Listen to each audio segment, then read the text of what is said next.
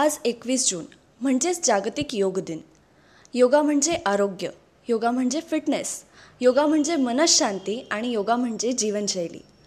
आजही पुण्यासह भारतात अनेक ठिकाणी योगाचे प्रशिक्षण देणारे अनेक वर्ग सुरू आहेत. या वर्गांमुळे केवळ आपल्याला योगाचं महत्त्वच पटत नाही, तर यामुळे योगाचा आपण आपल्या जीवनशैलीतही समावेश करतो. पंतप्रधान नरेंद्र मोदी यांनी 3 वर्षांआधी जगाला योगाचं महत्त्व पटवून देण्यासाठी जागतिक योग दिनाला सुरुवात केली. मात्र गेल्या 13 वर्षांपासून मुली आणि महिलांसाठी असाच एक योग वर्ग पुण्यातील सहकारनगर इथं सुरू आहे. स्वरूप योगसाधना केंद्रानं गेल्या 13 वर्षांमध्ये अनेक योगसाधक घडवले आहेत. आज आपण भेटणार आहोत या योगवर्गाच्या संचालिका प्रांजली फडणवीस यांना. नमस्कार, मी प्रांजली फडणवीस. मी सहकारनगरमध्ये गेले 13 वर्ष स्वरूप योगसाधना केंद्र नावाने योग केंद्र चालवते. या 13 वर्षांमध्ये स्वरूप योगसाधना केंद्रात अनेक योगसाधक आले. काही आरोग्याच्या तक्रारी घेऊन, तर काही वजन कमी करण्यासाठी, काही व्यायाम रोज व्हावा यासाठी, तर काही योगाचं शिक्षण घेण्यासाठी. यानं त्या कारणानं आलेल्या सगळ्यांनाच या योगसाधनेचा मोठ्या प्रमाणात फायदा झाला आहे. Hello, me Anuradha. IT मध्ये 12 ते 14 तास कामामुळे प्रचंड शोल्डर पेन आणि मानसिक स्ट्रेस खूप होता.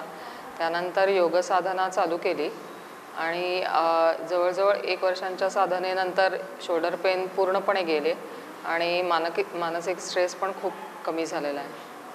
हॅलो, माझं नाव अपर्णा बर्वे. योग साधनेचा अनुभव मी शेअर करते तुमच्याबरोबर. मी प्रेग्नंट असताना माझ्या पायावर बरीच सूज यायची. मी टीचर आहे, मला बरेच तास बसून शिकवायला लागायचं आणि तेव्हा स्टॅमिना खूप कमी होतोय, पायावर खूप सूज येते असं वाटायचं. आणि तेव्हा मी नियमित योगा केला आणि त्यांनी माझा स्टॅमिना पण खूप इम्प्रूव्ह झाला आणि पायावरची सूज पण कमी झाली आणि डिलिव्हरी पण नॉर्मल झाली माझी. असं म्हणतात, योगा शिकण्यासाठी वयाचं बंधन नसतं. हे खरं देखील आहे. मोठ्या वयातही योगा शिकताच येतो. योगा शिकण्यासाठी लागते ती इच्छा, मात्र योगा शिकवण्यासाठी लागतो तो ध्यास.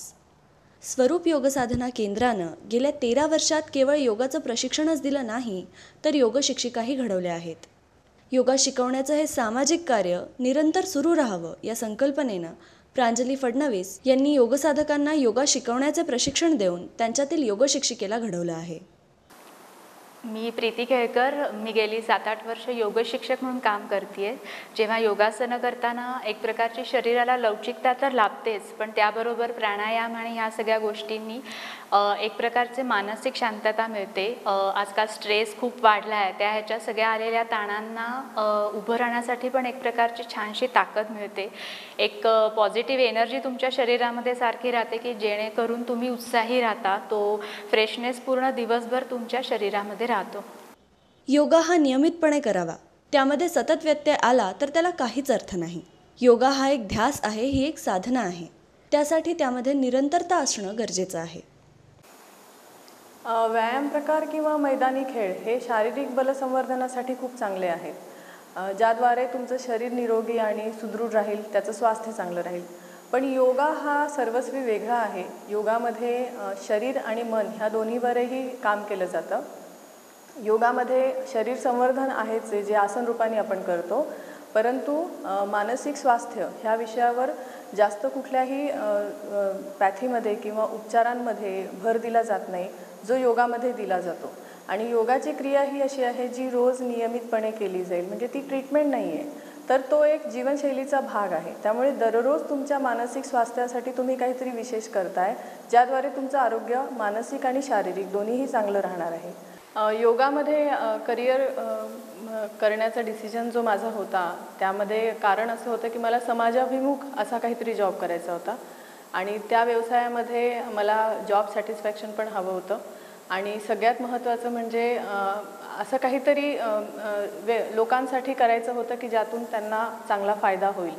तर जे साधक माझ्याकडे येतात आणि त्यांच्यामध्ये जी काही प्रगती होते, काही असे असतात की जे चालू शकत नाही, जे बसू शकत नाहीत किंवा वेगवेगळे व्याधी घेऊन येतात. अशा लोकांना जेव्हा मी चालताना पाहते, त्यांचे फीडबॅक येतात, त्यावेळेस जो आनंद होतो तो आनंद मला हवा होता. म्हणून मी योगा हे करिअर म्हणून निवडलेलं आहे. 13 वर्षापूर्वीचा अनुभव असा आहे की सुरुवातीला ज्या लोकांना योगाची आवड आहे असे लोकच जास्त यायचे. त्यात मोस्टली सिनियर्स असेच असायचे.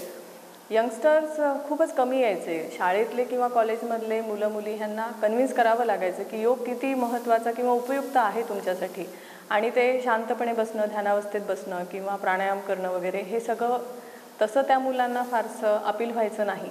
परंतु आता 21 जूनच्या ह्या इंटरनॅशनल योगा डेमुळे असं झालेलं आहे की सर्वत्र इतका चांगला प्रचार आणि प्रसार होतो आहे. विदेशामध्ये सुद्धा योग चांगल्या पद्धतीने केला जातो आहे. ते पाहिल्यानंतर आता त्यांना कन्व्हिन्स करावं लागत नाही आहे. ते स्वतःहून आवडीने योग करू इच्छित आहेत आणि आपलंच शास्त्र आहे ते आपल्याला आलंच पाहिजे अशा स्वरूपामध्ये मुलं आवडीने हे सगळं करतायत. 21 जून हा जागतिक योग दिन म्हणून आपण साजरा करतो. हा वर्षातील सगळ्यात मोठा दिवस आहे आणि इथून दक्षिणायन सुरू होतं. ह्या काळामध्ये बलसंवर्धन खूप चांगल्या पद्धतीने होतं. म्हणजे दिवस म्हणूनही हा खूप चांगला दिवस आहे आणि ह्या निमित्ताने पूर्ण जगाला आपल्या योगशास्त्राची खूप चांगल्या पद्धतीने ओळख झालेली आहे. तर योगाचा शास्त्रशुद्ध प्रचार आणि प्रसार व्हावा ह्यासाठी 21 जूनचा हा जागतिक योग दिन खरंच खूप महत्त्वाचा आहे. योग हा सर्वांनी करावा. योगाला कुठल्याही प्रकारचा धर्म नाही. योग हा प्रत्येक मनुष्याने करावा अशा पद्धतीचा आहे. हा कुमारावस्थेपासून ते युवा, अतिवृद्ध वृद्ध म्हणजे सर्व प्रकारच्या वयोगटातील स्त्री पुरुषांना हा चालण्यासारखा आहे. व्याधिग्रस्तांनाही चालण्यासारखा आहे आणि दुर्बल व्यक्तींनाही चालण्यासारखा आहे. थोडक्यात योग हा सर्वांना चालण्यासारखा आहे. महिला आणि पुरुष सर्वांसाठीच योग उपयुक्त आहे. योगासनांनी आपलं आरोग्य तर सुधारतंच, मात्र प्राणायामांमुळे मनःशांतीही मिळते. शरीराला आणि मनाला एकत्र स्वस्थ ठेवण्याचं कार्य योगा करतं. विविध प्रकारच्या वेगवेगळ्या आसनांमुळे शरीरातील व्याधी आणि मनातील अशांती दूर होते. पंतप्रधान नरेंद्र मोदी यांच्या या उपक्रमामुळे आता तरुण पिढीही यामध्ये उत्साहाने सहभागी होताना दिसून येते. आधी तरुण पिढीला योगाचं महत्त्व पटवण्यासाठी खूप प्रयत्न करावे लागायचे, मात्र आता बाहेरच्या जगानंही आपलं कौतुक केल्यानंतर त्यांना या दिवसाचं आणि योगाचं महत्त्व नक्कीच पटलं आहे. आजच्या या योग दिनाच्या निमित्तानं महातरुण भारततर्फे सर्व भारतीयांना आवाहन आहे की त्यांनी योगाला केवळ योगासनं म्हणून न बघता जीवनशैली म्हणून बघावं. आनंदी, सुखी आणि निरोगी राहण्यासाठी नियमित योगा करा. तंदुरुस्त रहा, निरोगी रहा, आनंदी रहा.